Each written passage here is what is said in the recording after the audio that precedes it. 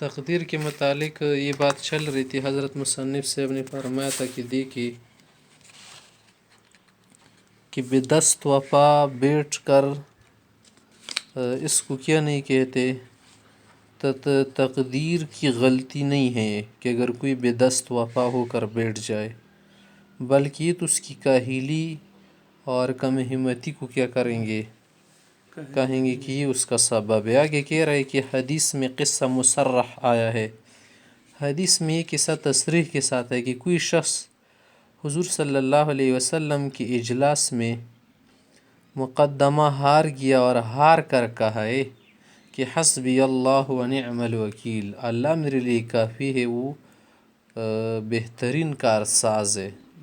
تو آپ نے فرمایا ہے ان اللہ یلوم علی العجز فاذا غلبک امر فقل حسبی اللہ و نعم الوکیل۔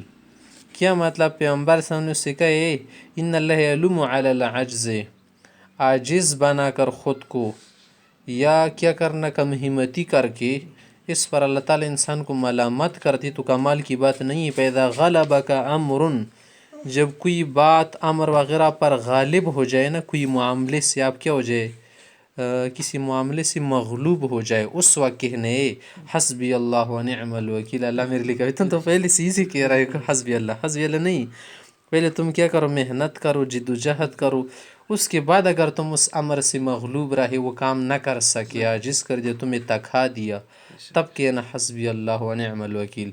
ایک آدمی ہاتھی نہیں ہلا رہا، پاوی نہیں ہلا رہا، پہلے سے کہہ رہے حسبنا اللہ و نعم الوکیل، تو دیکھیے پیغمبر صلی اللہ علیہ وسلم نے اس کو سمجھا۔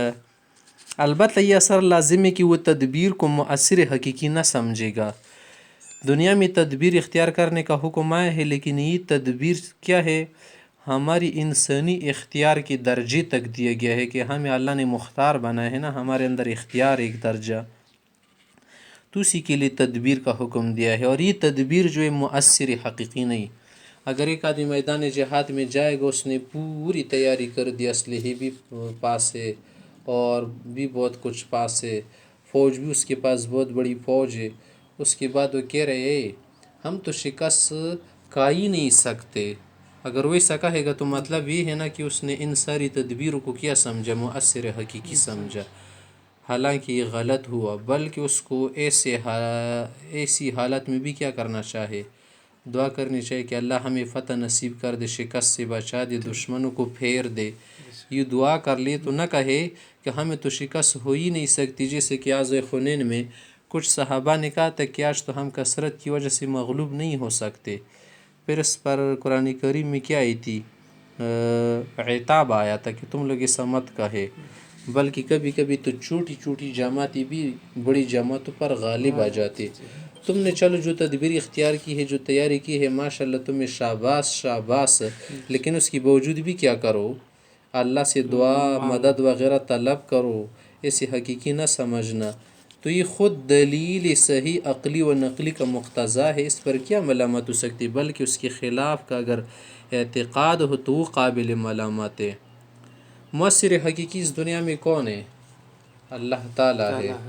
مثلا یہ شخص بڑا بزرگ ہے، لوگ کہہ رہے ہیں بزرگ آدمی ہے، مبارک ہے، کیا آدمی مبارک ہو سکتا ہے؟ نہیں، اللہ تعالیٰ نے ہو سکتا ہے، آدمی مبارک ہو سکتا ہے، لیکن مبارک کون ہے؟ مبارک زیر کے ساتھ اللہ ہے، برکت اللہ نے دی ہے نا۔ اس طرح سے اگر کوئی کہے کہ اس مجلس میں بڑی برکت تھی تو یہ بات غلط ہے یا صحیح ہے؟ صحیح ہے، کیونکہ اللہ تعالیٰ برکت ڈالتے ہیں مجلس میں۔ کسی بھی مجلس میں غلط اثر بھی ہوتا ہے اور سیدھا اثر بھی ہوتا ہے۔ ایک شہد کی مکھی اگر چلی جاتی ہے نا، ایک پل پر بیٹھ جاتی تو اس کے پاؤں کے ساتھ وہ پل کے اوپر جو ریشہ سا لگا ہوتا ہے نا، وہ اس کے پاؤں سے چپک جاتا ہے یا نہیں؟ چپک جاتا ہے نا، کیونکہ اس نے پھول کی صحبت کی، پھول سے برکت حاصل کی، اسی سے کیا بنتا ہے آگے، شہد اسی سے بنتی ہے۔ تو بعض لوگ کہتے ہیں کہ برکت وغیرہ کچھ بھی نہیں ہے، حالانکہ برکت ہے، البرکت فی الحرکت، حرکت میں برکت ہے۔ بعض لوگ کہتے ہیں کہ برکت مجھے دکھاؤ، یہ ہے کہ آخر ہم ذرا دیکھیں اس کی دم ہے یا نہیں، اس کے نسینگ ہے نا، اس کی دم ہے، کچھ بھی نہیں ہے، بس اللہ تعالیٰ کی کیا ہے، ایک مدد ہے، ایک توفیق ہے۔ ایسا شخص تدبیر کا اتنا درجہ سمجھے گا جیسا جھنڈی کا درجہ ہوتا ہے، ریل کے رک جانے کی نسبت، کہ نہ معطل ہے نہ مؤثر حقیقی. بس وہ چوکی دار جب کسی خطرے کے وقت ریل کو روکنا چاہے گا نا، جو چوکی دار ہوتا ہے، تو تدبیر تو یہی کرے گا نا، مگر نظر اس کی ڈرائیور یا گاٹھ پر ہوگی اور بزبان حال وہ مترنم ہوگا، نہیں کہے گا کار زلف تست مشک افشان اما شقان مصلحت را تہمت بر آہوئی چھین بستند. ان اصل میں پوری غلطی تمہاری زلفوں نے کی ہے نا، اور جو تہمت تم نے باندھی ہے کس پر؟ ہرن پر. رہا یہ کہ جب یہ مسئلہ اس طرح عقل و نقل سے ثابت ہے تو اس کی کاوش سے ممانعت کیوں بیان کی جاتی ہیں؟ وجہ اس کی یہ ہے کہ بعض شبہے عقلی نہیں ہوتے بلکہ ہماری طبیعت بنی ہے، طبیعی ہوتے ہیں، جس کی شفا کے لیے دلیل بھی کافی نہیں ہوتی بلکہ وجدان کی صحیح ہونے کی ضرورت ہے. بعض لوگ کا وجدان صحیح نہیں ہوتا، چونکہ اہل وجدان صحیح یعنی صحیح وجدان والے لوگ کم ہیں، اس لیے کاوش سے ایسے شبہات بڑھنے کا اندیشہ ہے جو تمدن اور آخرت دونوں کے لیے مضر ہے. اور تقدیر بھی اللہ کا راز ہے، ناراضوں کا ڈھونڈنا صحیح ہے یا نہیں؟ اگر ایک خاوند ہے نا، اس کے پاس ایک راز چھپا ہوا ہے، اس کی پیاری بیوی کو وہ راز بتا سکتے ہے یہ آدمی؟ نہیں بتاتا، حالانکہ اس کی کیا ہے؟ رفیقہ یہ حیات ہے. رفیقہ یہ حیات کا کیا مطلب؟ یعنی زندگی کے آخر تک کی دوست، آخر تک کی ساتھی ہے، دوست ہے. کوئی اور دوست ایسا ہو سکتے بیوی کی طرح، اس کو بھی راز نہیں بتاتا. تو اس طرح اللہ تعالیٰ نے تقدیر والا معاملہ بھی اپنے قریب کے دوستوں سے بھی چھپا رکھا ہے، یعنی انبیاء کو بھی معلوم نہیں تھا. تو پھر کیوں اس کی تحقیق کوئی کرے؟ کیوں اس میں کیا کرنا چاہے، باتیں کرنا چاہے کہ کیا ہے کیا چیز نہیں ہے، آخر اس کی کیا حقیقت؟ اس کی حقیقت تک کوئی نہیں پہنچ سکتا، یہ اللہ کا راز ہے بس. اس لیے مقتضائے شفقت و حکمت نبویہ کا یہی ہوا کہ اس سے روک دیا جائے. جس شفیق طبیب ڈاکٹر جو ہوتا ہے نا، مریض ضعیف کو قوی غذا سے روکتا ہے، اس کو کہتے تم یہ قوی غذا نہ کھاؤ. وہ ڈاکٹر سے بار بار پوچھے گا حضرت سے مجھے وجہ بتاؤ. اگر وجہ بتانے کے لیے بیٹھ جائے پھر تو یہ خود ڈاکٹر بن جائے گا نا.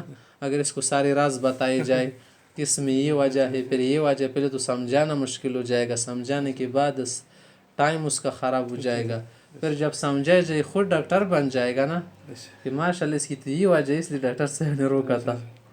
تو اللہ تعالیٰ کے ہم ضعیف بندے ہیں، سب بندے اللہ کی ضعیف ہے، اور اللہ تعالیٰ بہت مہربان ذات، کریم ذات، اس لیے اس نے بندوں کے سے روک دیا کہ یہ معاملہ تمہارے لیے چھیڑنا صحیح نہیں ہے، اس سے تم خراب ہو جائے گے. جیسے قوی غذا کھانے والا مریض اس کو اسہال لگتا ہے، دست، اس طرح سے تمہیں بھی ایسے اسہال لگ جائے گا کہ خود کو سنبھال ہی نہیں کر جاؤ گے.